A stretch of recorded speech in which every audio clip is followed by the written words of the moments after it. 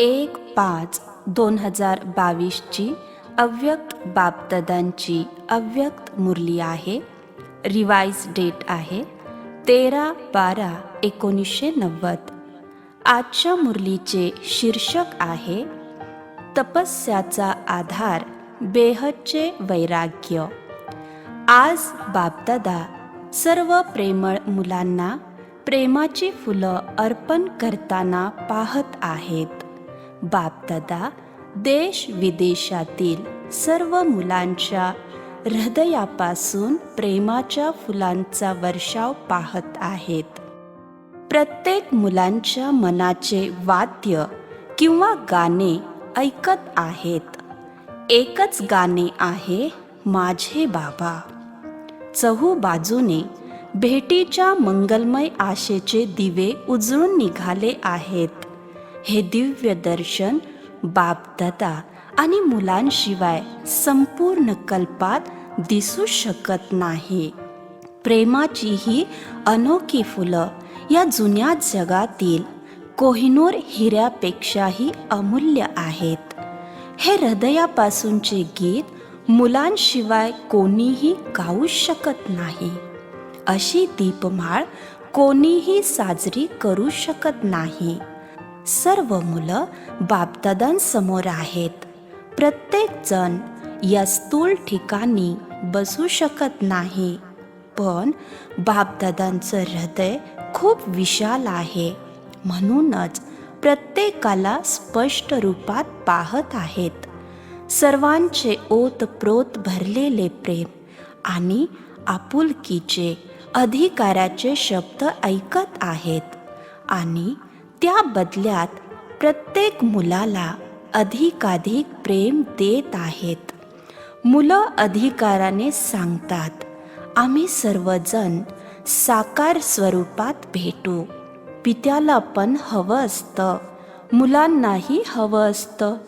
तरीही ब्रह्मा पिता अव्यक्त देवदूताच्या फरिश्ताच्या रूपात साकार स्वरूपापेक्षा अनेक पटीने तीव्र गतीने सेवा करत मुलांना आपल्यासारखं घडवत आहेत. फक्त 1-2 वर्षेच नाही, तर अनेक वर्षे अव्यक्त मिलन, अव्यक्त स्वरूपातील सेवेचा अनुभव करवला आणि करवत आहेत. तर ब्रह्मा बाबांनी अव्यक्त असूनही व्यक्तमध्ये भूमिका का केली? समान बनवण्यासाठी. ब्रह्मा बाबा अव्यक्तमधून व्यक्तमध्ये आले. मग तुम्हा मुलांनी त्या बदल्यात काय करायला पाहिजे? व्यक्तपासून अव्यक्त व्हायचे आहे. वेळेनुसार अव्यक्त मिलन, अव्यक्त स्वरूपाची सेवा आता खूप आवश्यक आहे.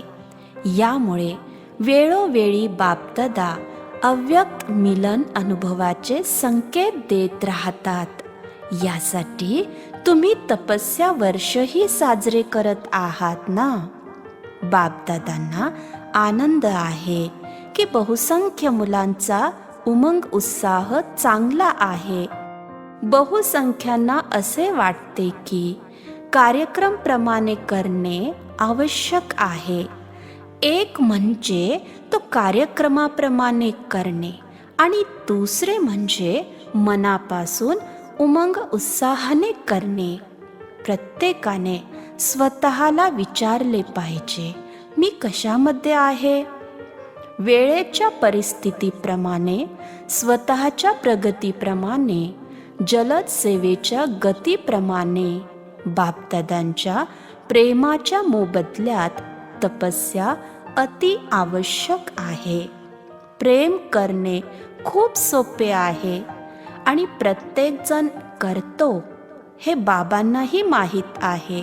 परंतु परताव्याच्या रूपात तुम्हाला बापदादा सारखे बनायचे आहे. यावेळी बापदादांना हे पाहू इच्छितात. यामधून कोणी ना कोणी निघतील. प्रत्येकाची इच्छा आहे, परंतु इच्छा असणारे आणि करणारे यांच्यात फरक आहे. कारण तपस्येचा शाश्वत आणि सोपा आधार बेहदची वैराग्य वृत्ती आहे. बेहदची वैराग्य वृत्ती म्हणजे सर्व किनारे सोडून देणे, कारण तुम्ही किनाऱ्याला आधार बनवले आहे. वेळेनुसार प्रिय बनणे आणि श्रीमतावर आधारित निमित्त बनलेल्या आत्म्याच्या इशाऱ्यानुसार बुद्धी प्रेमळ पासून अलिप्त बनणे हे घडत नाही. जितक्या लवकर तुम्ही प्रिय बनता तितके तुम्ही अलिप्त बनत नाहीत. प्रिय बनण्यात हुशार आहेत, अलिप्त बनण्यासाठी विचार करतात. यामध्ये हिम्मत आवश्यक आहे. अलिप्त होणे म्हणजे किनारा सोडणे आणि किनारा सोडणे म्हणजे बेहदची वैराग्य वृत्ती. किनाऱ्याला आधार बनवणे येते, पण सोडण्यासाठी काय करतात? तुम्ही लांबलचक प्रश्नचिन्ह लावतात. सेवेची जबाबदारी घेणे खूप चांगले आहे, परंतु त्याबरोबरच स्वतःची आणि इतरांची बॅटरी चार्ज करणे कठीण आहे. यामुळे वर्तमान वेळी तपस्याद्वारे वैराग्य वृत्तीची नितांत गरज आहे. तपस्याच्या यशासाठी विशेष आधार किंवा सोपे साधन म्हणजे तुम्ही एक शब्दाचा पाठ पक्का करा. 2-3 लिहिणे अवघड आहे, एक लिहिणे खूप सोपे आहे.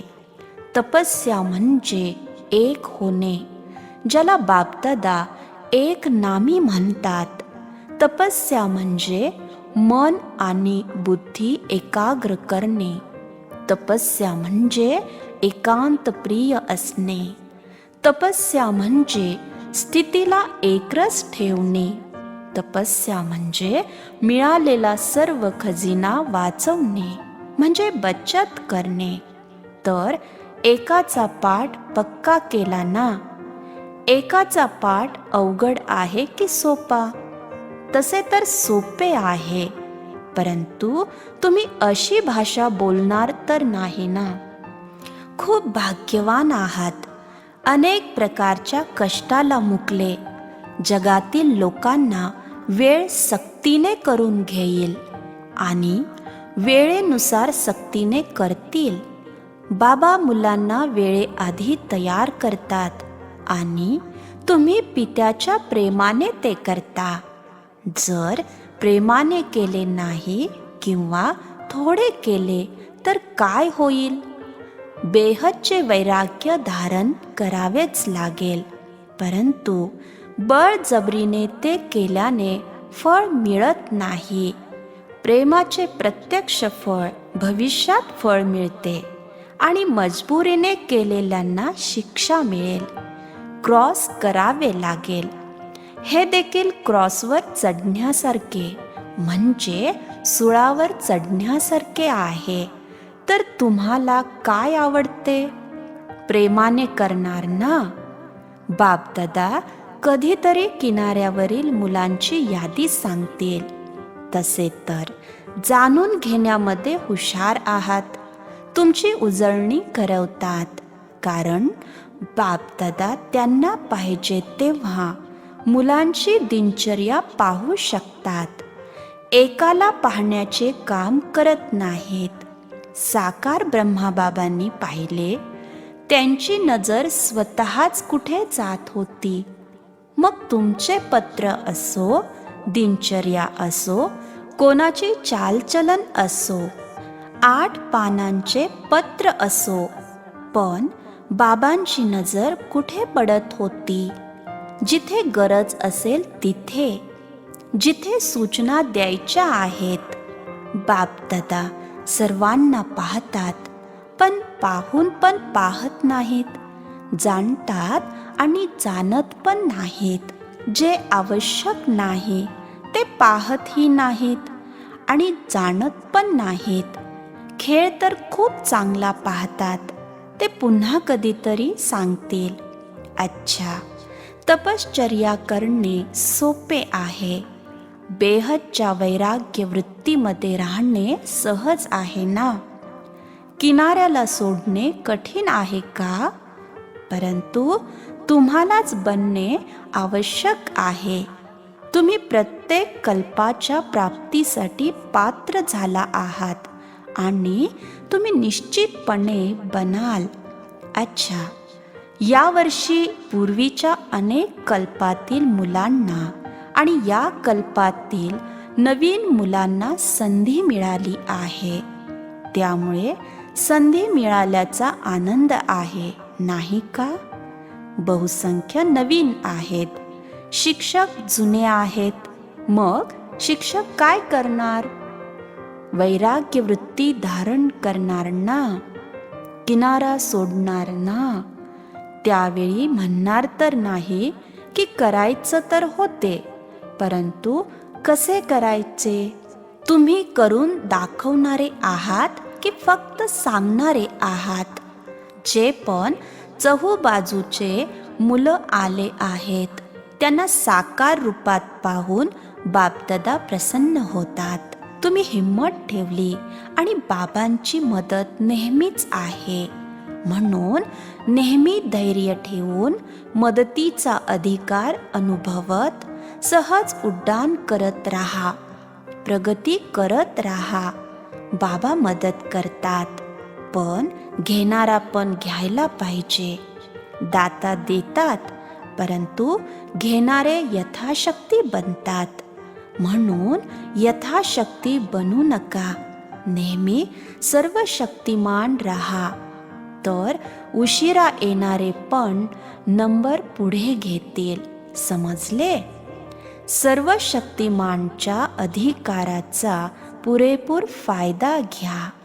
अच्छा, चहूबाजूच्या सर्व स्नेही आत्म्यांना, नेहमी पित्याच्या प्रेमाची परतफेड करणाऱ्या अद्वितीय आत्म्यांना, सदैव तपस्वी मूर्त अवस्थेत राहणाऱ्या आत्म्यांना, पित्याच्या जवळच्या आत्म्यांना, नेहमी पित्याच्या समान बनण्याचे ध्येय ठेवून लक्ष धारण करणाऱ्या आत्म्यांना, अशा देश आणि परदेशातील दिलारामच्या सर्व मुलांना दिलाराम बाबांच्या हृदयापासून, मनापासून सीख आणि प्रेमाने आठवण आणि नमस्ते. आम्हा आत्मिक मुलांचाही आत्मिक पित्यांना नमस्ते. दादींशी अव्यक्त बापदादांची वार्तालाप. अष्टशक्तिधारी इष्ट आणि अष्ट आहात ना, नाही का? तुम्हाला माहीत आहे का अष्टची लक्षणं काय आहेत? प्रत्येक कृतीत वेळेप्रमाणे, परिस्थितीच्या प्रमाणे प्रत्येक शक्तीला कृतीत आणणारे असतात. अष्टशक्ती इष्ट बनवतात आणि अष्ट पण बनवतात. तुम्ही 8 शक्तींचे धारक आहात आणि म्हणूनच तुम्ही अष्ट आहात. विशेष 8 शक्ती आहेत. तसे तर अनेक आहेत, पण 8 मध्ये बहुसंख्य शक्ती येतात. विशेष शक्तींना वेळेवर कार्यान्वित करणे आवश्यक आहे. जशी वेळ तशी परिस्थिती, तशीच स्थिती. यालाच अष्ट किंवा इष्ट म्हणतात. तर असा ग्रुप तयार आहे ना. परदेशात किती तयार आहेत? अष्टमध्ये येणारे आहेत ना. अच्छा, सकाळी ब्रह्ममुहूर्ताच्या वेळी संत्री दादीने देह सोडला 13/12/1990. हे चांगले आहे. प्रत्येकाला जावे तर लागेल ना. तुम्ही तयार आहात की आठवणीत येईल माझे केंद्र? आता विद्यार्थ्यांचे काय होईल? माझे तर आठवणीत येत नाही ना. प्रत्येकाला जावे लागेल, परंतु प्रत्येकाचे स्वतःचे खाते आहे. हिशेब चुकतू केल्याशिवाय कोणीही जाऊ शकत नाही. म्हणून सर्वांनी आनंदाने सुट्टी दिली. सगळ्यांना आवडले ना, असे जाणे चांगले नाही का? तर तुम्हीही तयार होऊन जायचे आहे. अव्यक्त बापदादांची ग्रुपसोबत वार्तालाप. पहिला पॉइंट, दिल्ली आणि पंजाब दोन्ही सेवेची मूळ ठिकाणे आहेत. स्थापनेची ठिकाणे नेहमीच महत्त्वाच्या पद्धतीने पाहिली जातात आणि गायली जातात. सेवेत जसे आदिस्थान आहे त्याचप्रमाणे स्थितीमध्ये आदी रत्ने आहात का? स्थळाबरोबरच स्थितीची स्तुती पण आहे. आदी रत्न म्हणजे प्रत्येक श्रीमत जीवनात आणण्यासाठी सुरुवात करणारे फक्त ऐकणारे आणि ऐकवणारे नसतात. कारण ऐकणारे आणि कथन करणारे अनेक आहेत, परंतु करणारे करोडोमधून काहीच आहेत. त्यामुळे नशा राहतो की आपण करोडोमधून काही आहोत.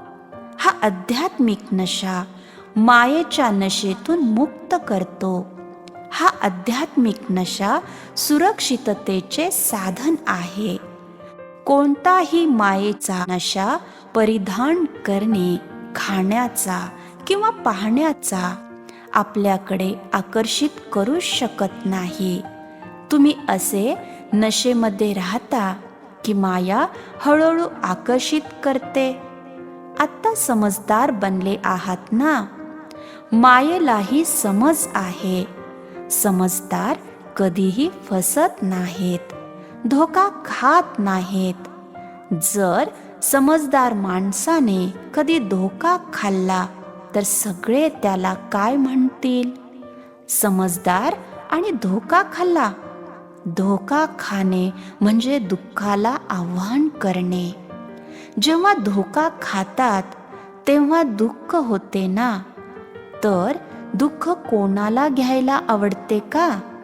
म्हणूनच नेहमी आदिरत्न आहात, म्हणजे श्रीमताचे जीवनात पालन करणारे. तुम्ही असे आहात ना की तुम्ही पाहतात प्रथम दुसऱ्यांनी करावे, नंतर आम्ही करू. यांनी नाही केले तर आम्ही ते कसे करणार? करण्यामध्ये प्रथम मी, दुसरा बदलल्यानंतर मी बदलणार असे नाही. जो करेल त्याला मिळेल. आणि तुम्हाला किती मिळेल? एकाचे पदम गुणा.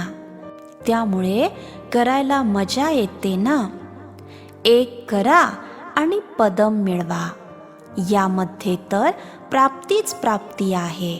म्हणून प्रत्यक्षात श्रीमताचे आचरण करण्यात प्रथम मी, मायेच्या अधिपत्याखाली प्रथम मी नाही, परंतु पुरुषार्थ करण्यात प्रथम मी.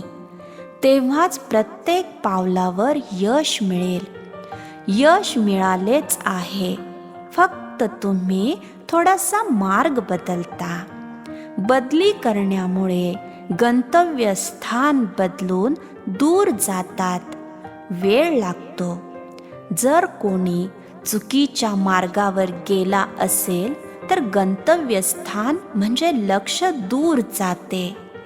जेव्हा तुम्हाला परिश्रम करावे लागतात तेव्हा प्रेमाचे प्रमाण हलके होते. जर प्रेम असेल तर तुम्हाला कधीही कष्ट करावे लागत नाहीत, कारण बाबा तुम्हाला अनेक हातांनी मदत करेल. तो आपल्या हातांनी काही सेकंदात कार्य यशस्वी करेल. तुम्ही नेहमी पुरुषार्थामध्ये उडत राहाल. पंजाबचे लोक उडतात की घाबरतात? तुम्ही पक्के अनुभवी आहात ना. कोणी घाबरणारे तर नाहीत ना. काय होईल, कसे होईल नाही, त्यांनाही शांतीची भेट देणारे तुम्हीच आहात. जो कोणी येऊन शांती घेईल, कोणीही रिकाम्या हाताने जाऊ नये. तुम्ही ज्ञान दिले नाही तरी शांततेची स्पंदने शांत करतात. अच्छा, दुसरा पॉइंट, चहूबाजूंनी आलेले श्रेष्ठ आत्मे सर्व ब्राह्मण आहात, ना की राजस्थानी, ना महाराष्ट्रीय, ना मध्य प्रदेशी. सर्व एकच आहात. यावेळी सर्वजण मधुबन निवासी आहेत. ब्राह्मणाचे मूळ ठिकाण मधुबन आहे. सेवेसाठी तुम्ही वेगवेगळ्या भागात गेला आहात. जर एका जागी बसून राहिले तर सगळीकडे सेवा कशी होईल? त्यामुळे विविध ठिकाणी सेवेसाठी गेले आहात. परत तुम्ही लौकिकमध्ये व्यापारी असोत किंवा सरकारी नोकर असोत किंवा कारखान्यात कामगार असा, पण मूळ व्यवसाय ईश्वरीय सेवाधारी आहात.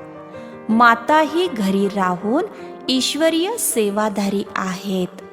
ज्ञान कोणी ऐकत असो वा न ऐकत असो, तरीही ते चांगल्या भावनेच्या आणि चांगल्या इच्छेच्या प्रकंपनाने बदलतात. वाणीची सेवा ही केवळ सेवा नसून चांगली भावना ठेवणे ही देखील सेवा आहे. तर तुम्हाला दोन्ही सेवा करायला येतात ना? तुम्हाला कोणी शिवीगाळ केली तरी तुमच्या चांगल्या भावना आणि शुभेच्छा सोडू नका.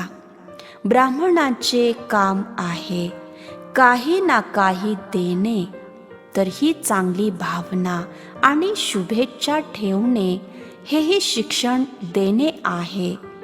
बोलण्याने सगळेच बदलत नाहीत, ते कसेही असो, पण काहीतरी नक्कीच द्या. भले पक्के रावण असो. अनेक माता सांगतात की आमचे नातलं पक्के रावण आहेत, ते बदलणार नाहीत. तुम्ही अशा आत्म्यांना पण तुमच्या खजिन्यातून चांगल्या भावना शुभेच्छा द्या. कुणी शिवी दिली तरी तोंडातून काय निघतं? ह्या ब्रह्माकुमारी आहेत. ते ब्रह्मापित्याची तर आठवण करतात ना. जरी त्यांनी तुम्हाला शिवी दिली तरी ते ब्रह्मा तर म्हणतात, तरीही ते पित्याचे नाव घेतात ना.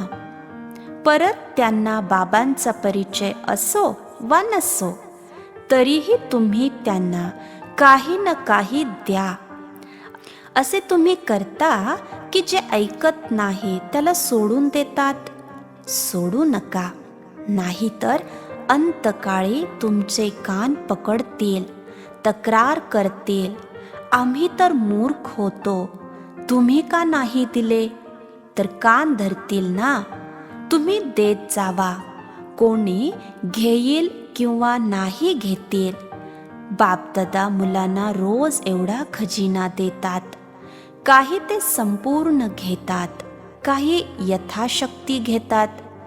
तरीही बापदादा कधी म्हणतात का मी देणार नाही?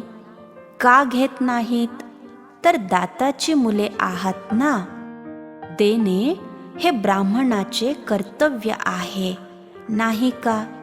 ते चांगले म्हणतील, परंतु परत तुम्ही देणार, हे तर घेणारे झाले. लेवता घेणारे कधीच दाताची मुले होऊ शकत नाहीत आणि ते देवता बनू शकत नाहीत. तुम्ही तर देवता बनणारे आहात ना. देवताई कपडे तर तयार आहेत ना.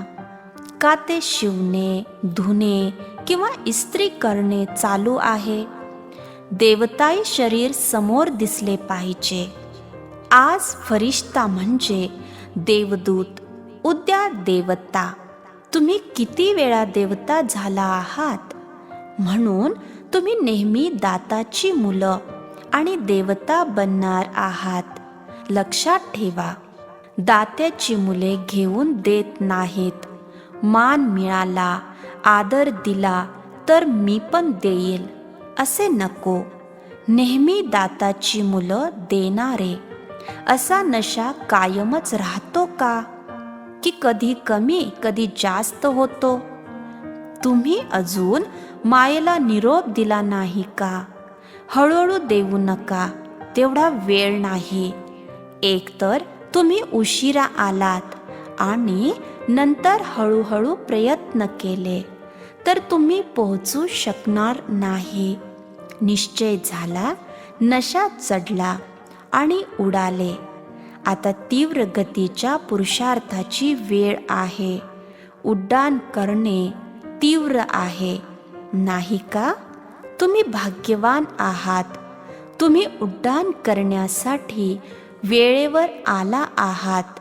म्हणून नेहमी स्वतःला असेच अनुभवा की आम्ही खूप भाग्यवान आहोत. संपूर्ण कल्पात असे भाग्य पुन्हा प्राप्त होऊ शकत नाही. म्हणून देणाऱ्याची मुले व्हा. घेण्याचा विचारही करू नका. पैसे द्यावेत, कपडे द्यावेत, अन्न द्यावे. दात्याच्या मुलाला सर्व काही आपोआप प्राप्त होते. मागणाऱ्यांना मिळत नाही. दाता बना आणि तुम्हाला ते मिळत राहील. अच्छा, आजचे वरदान आहे, अर्थसहित आठवणीद्वारे सर्व शक्ती संपन्न बनणारे नेहमी शस्त्रधारी कर्मयोगी भव. अर्थसहित आठवणीद्वारे सर्व शक्ती संपन्न बनणारे नेहमी शस्त्रधारी कर्मयोगी भव. अचूक स्मरण करण्याचा अर्थ आहे सर्व शक्तींनी परिपूर्ण राहणे. परिस्थितीरूपी शत्रू आले आणि शस्त्रे कामी नाही आले तर त्यांना शस्त्रधारी म्हणणार नाहीत. प्रत्येक कर्म करताना बाबांची आठवण करा तर यश मिळेल. ज्याप्रमाणे मनुष्य कृतीशिवाय एक सेकंदही जगू शकत नाही, त्याचप्रमाणे योगाशिवाय कोणतीही कृती होऊ शकत नाही. त्यामुळे कर्मयोगी शस्त्रास्त्रधारी बना आणि वेळेवर सर्व शक्तींना आदेशाप्रमाणे वापरा, तरच खरे योगी म्हणू शकाल. बोधवाक्य: ज्यांचे विचार आणि कर्म श्रेष्ठ आहेत तेच सर्व शक्तिमान आहेत. ओम शांती.